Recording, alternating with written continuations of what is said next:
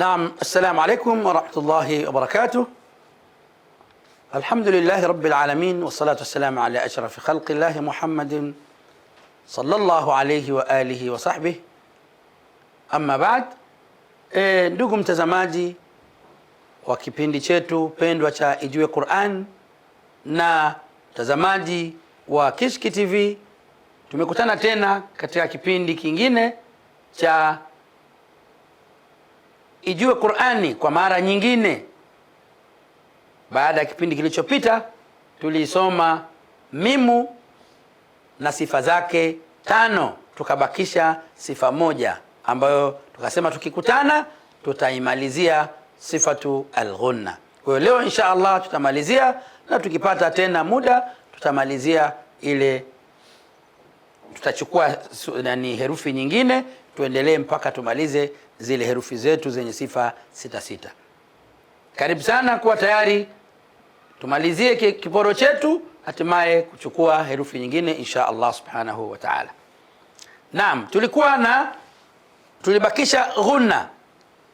Ghunna tulionayo kwenye mimu hii, ghunna tunaisoma kwa kupitia katika tundu hii ya pua. Pua hii hapa, ile tundu ambayo iko moja, tumekwenda mpaka pale kooni pale kwa juu kule, ukiingia kinywani pale, ambako hata ikitokea dharura yoyote ya kukupalia mate huwa inakuja maeneo hayo, alafu yanakuja chini, au maji saa nyingine mpaka yanatoka maeneo ya puani huko. Kuna tundu pale katika koo inayoruhusu hewa kuja puani, kwa hiyo ile tundu inaitwa khayshum, ndiko kwenye makazi au ndio maqarru ad-daim lilghunna. Kwa hiyo hii ghunna makao makuu yake ni hapo, na ghunna Kiswahili tunasema kuimbia, lakini na hii ni lugha ya kitaalamu ya Kiswahili katika fani hizi za Kiarabu upande wa sauti. Lakini maana ya ghunna ni sauti, tunatumia kimaana tu, sababu kupata tafsiri halisi kwenye Kiswahili, hii ni lugha ya wenzetu, inakuwa ni ngumu sana. Utaifahamu kupitia maelezo au maelekezo, lakini kwa hatua ya kwanza tumeazima tafsiri ya neno kuimbia. Ghunna ni sauti hii inayopitia katika hiyo tundu ya pua mpaka inatokea huku puani. Kwa hiyo tukisema tunapata hiyo sauti, tunaisikia na ukitaka kujua kwamba hii kweli inatoka kupitia katika huo mgomba, yani hiyo tundu ya pua, ziba hapa, hautapata, ila kitatokea kitu kingine. Kwa hatua ya kwanza na ziba, unasikia yani kana kwamba vile mimi napoteza mwelekeo, na nikibana muda wote naweza nikadondoka nikapoteza nguvu, kwa sababu mapitio ya hewa hamna, na hii inapita katika hiyo tundu ambayo hewa inapita. Wakati unatamka inafuatana na hewa na sauti, ukiziba hapo huipati. Na wakati ule mtu akipata dharura ya mafua mazito kabisa, basi herufi hii kuitamka anateseka sana, kwa hiyo hana uwezo wa kuitamka. Akifika hapo kwenye herufi yenye ghunna kama mimu, Malik, ukiziba hapa Malik, naona huipati, kwa sababu hii ina sifatul ghunna. Na hayo mazoezi, hizo tadribat walifanya wanachuoni wa Qur'ani kupima herufi hizo inavumaje, ili kutofautisha kati ya herufi hii na herufi hii, kwa sababu Qur'ani ni shay'un adhim, au ni kalamullah. Kama kalamullah ni lazima yatengenezewe utaratibu ambao hatoweza mtu kujisomea atakavyo. Kwa hiyo walifanya utafiti wa kina mpaka imefikia hakuna tofauti sasa yoyote katika wanachuoni kwenye kuzitambua hizi herufi na katika kuzifundisha. Ndio maana dunia nzima Qur'ani ikisomwa vizuri Kenya, ndio hiyo itasoma vizuri Saudia, itasoma vizuri Misri. Hakuna tofauti, kwa sababu utaratibu wa kuzisoma ni mmoja tokea wakati wa Mtume Muhammadin sallallahu alayhi wasallam. Kwa hiyo maelekezo sahihi kabisa ni yale ambayo yaliyofanyiwa utafiti na hatimaye kufanyia tadrib, lakini tatbiq, mwisho wa siku leo tunasoma vizuri Qur'ani kwa sababu ya vipimo walivyovifanya wanachuoni ili kutofautisha kati ya herufi hii na nyingine. Kwa hiyo utaipata hapo mimu vizuri kabisa, ma, mi, mu, am. Hiyo ndio hiyo sifa ya sita ya mim. Kwa hiyo mim nayo ina sifa sita kama tulivyoona. Lam jahri iko nayo, tawasut na hiyo istifal na mfitah, idlaq na alghunna. Kwa hiyo ndugu mtazamaji, hata nikija nikakuuliza tukakutana njiani, bwana nafuatilia kipindi chako, niambie nini maana ya ghunna, utaniambia hebu nisomee, na mimi nitasikiliza na kama mfuatiliaji mzuri utanisomea vizuri, kwa sababu umesikiliza, umejua infitah ni nini, tawasut ni nini, lakini jaharu ni kitu gani. Na hili ndio tunalihitaji. Tunaomba sana Allah subhanahu wa ta'ala tujalie tuwe wasomaji wa Qur'ani vizuri na sio wale wazee wa majaka. Majaka katika Qur'ani mamnu, haikubaliki. Na ukisoma hivyo unatafuta balaa kwa Allah subhanahu wa ta'ala, kwa sababu Mungu anataka kila kitu kiwe sawa. Inna Allaha yuhibbu maali al-umuri wa yakrahu safsafaha. Si vyema kusoma vibaya, Mungu hatakubali, hataki kabisa. Kwa hiyo insha Allah tunaendelea, baada ya kumalizia kiporo chetu cha ghunna, tunaendelea herufi yetu nyingine ambayo ni an-nun.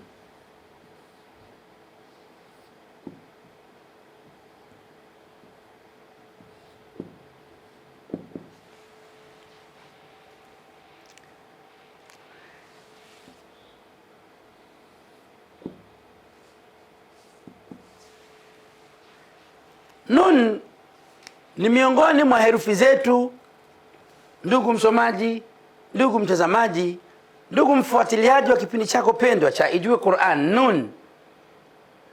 Nuni inakaribiana sifa, inafanana sifa zake na mim na lam, kama tunavyoona. Nun huyu mathalan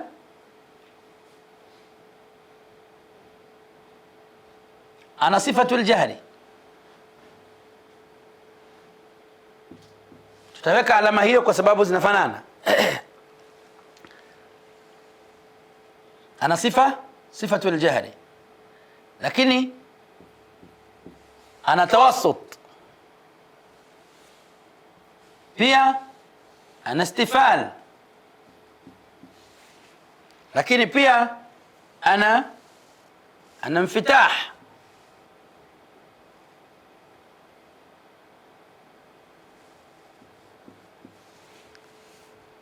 lakini pia nun ana idlaq,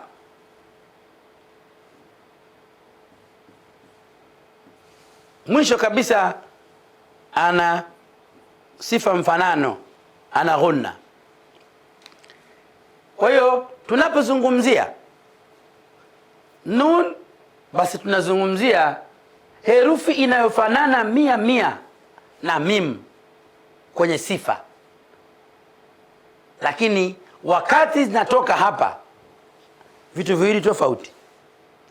Kwa hiyo insha Allah tutabreki ili kuja kumalizia matamshi ya nun, tuone na mim ikoje. Ukiangalia sifa zao zinafanana zote, lakini tofauti kubwa katika makhraj.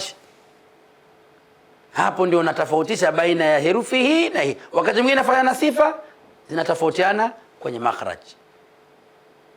Tumalizie insha Allah kipindi chetu cha Ijue Qur'ani upande wa leo, nun tunaiweka kiporo insha Allah. Kipindi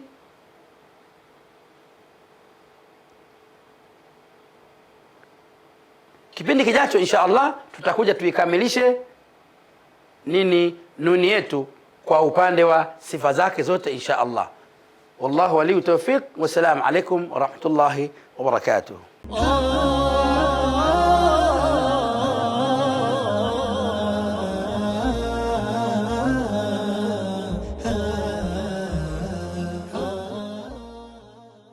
Bismillahir Rahmanir Rahim.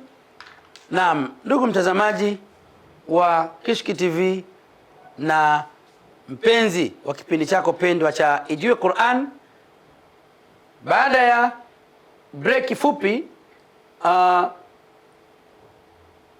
tuione nuni yetu, au tulisema kwamba tutairejelea nuni katika kuifafanua ile tofauti iliyopo baina ya mim na nuni, ingawaje sifa zote ni sawa. Nun inatofautiana na mim pamoja na sifa kufanana kwenye makhraj. Makhraju an-nuni wa makhraju al-mim ni tofauti. Mim inatoka baina ash-shafatayn mim, lakin nun inatoka baina طرف اللسان والحنك الأعلى. نون inatoka من طرف اللسان والحنك الأعلى. Kwa hiyo tofauti iko hapo, lakini sifa zao tazona moja, kwa sababu wote wana ghunna, wote wana tawassut, wote wana istifal. Tuone jahri kwanza. Jahri tunaiona ile hiyo sauti hiyo ndio jahri. Tawassut ile hakuna shida wala hatuhangaiki katika kuipatia fatha, tunasoma vizuri tu. Mathalan nun fatha tunasoma na, nun kasra tunasoma ni, nun dhamma tunasoma nu.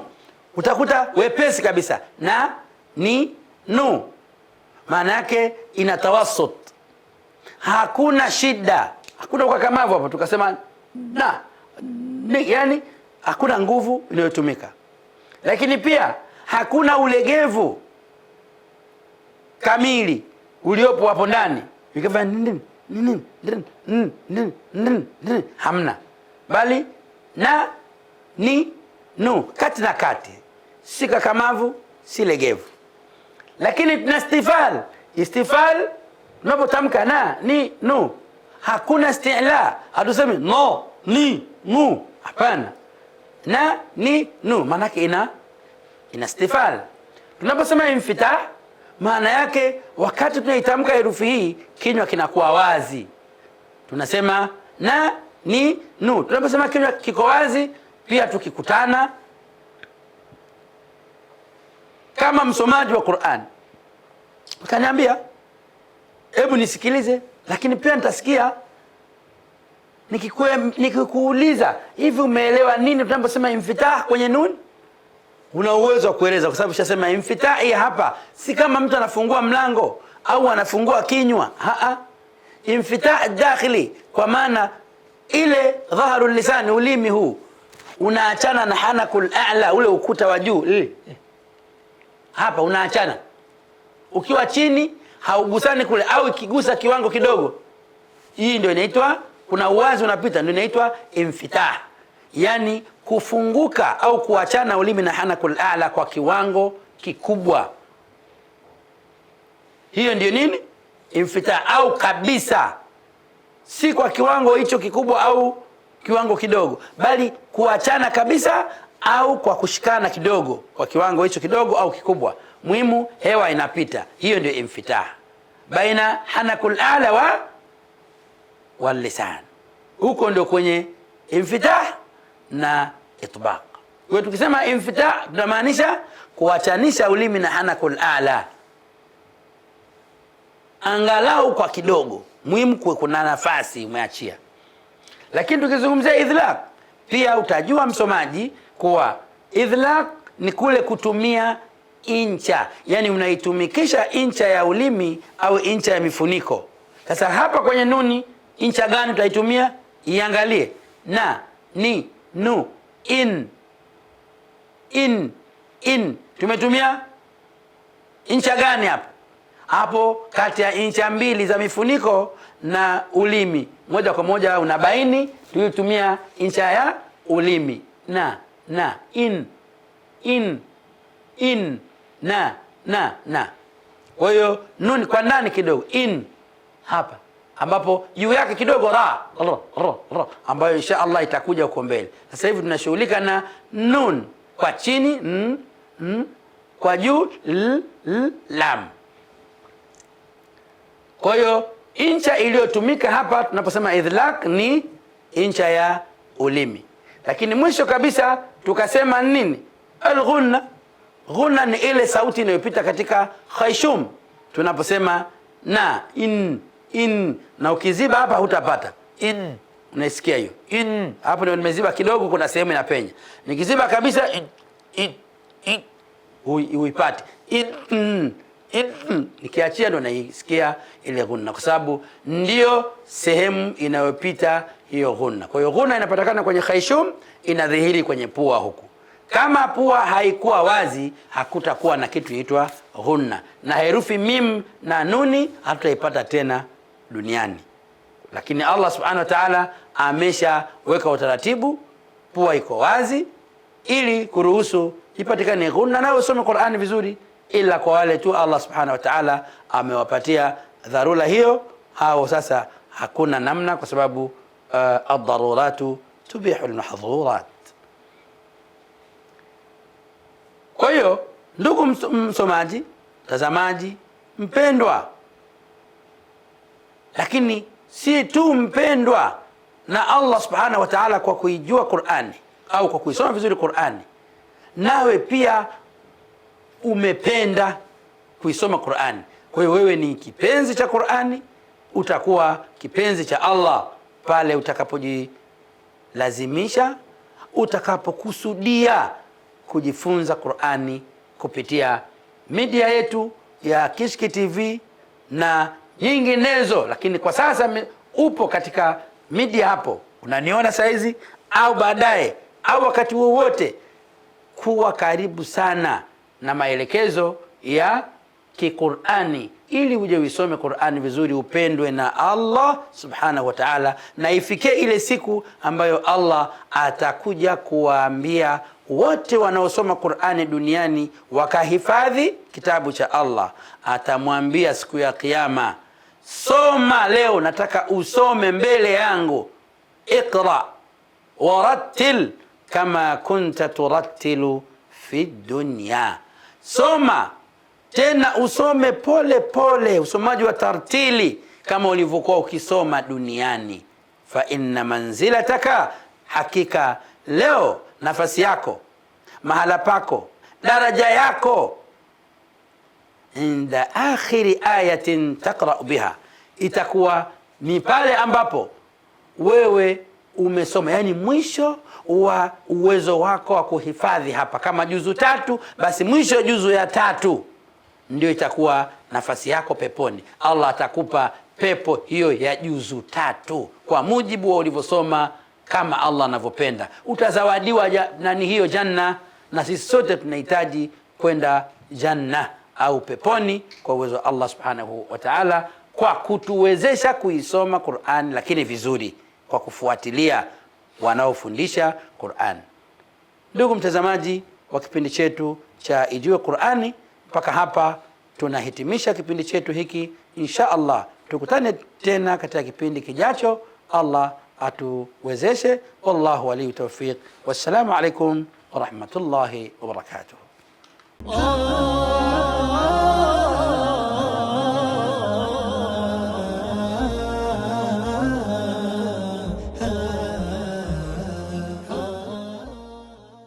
Kutokana na maombi na ushauri wa wadau wa Kishki TV duniani kote ya kuomba kuichangia Kishki Online TV ili nao wapate kheri zinazotokana na kazi hii, sasa milango ipo wazi kwako Muislamu popote pale ulipo. Unaweza kuichangia Kishki TV kwa kutoa sadaka yako ili umma wa Waislamu uendelee kunufaika na maudhui ya vipindi mbalimbali vyenye ukumbusho na mafundisho lukuki kutoka hapa Kishki TV. Kumbuka kutoa sadaka hata kwa kiasi na ikhlas na kufurahi pindi itakapofika korabuka. Changia Kishki TV kupitia Airtel Money 0789445555 au Vodacom M-Pesa 0746588888. Jina Kishki Online TV.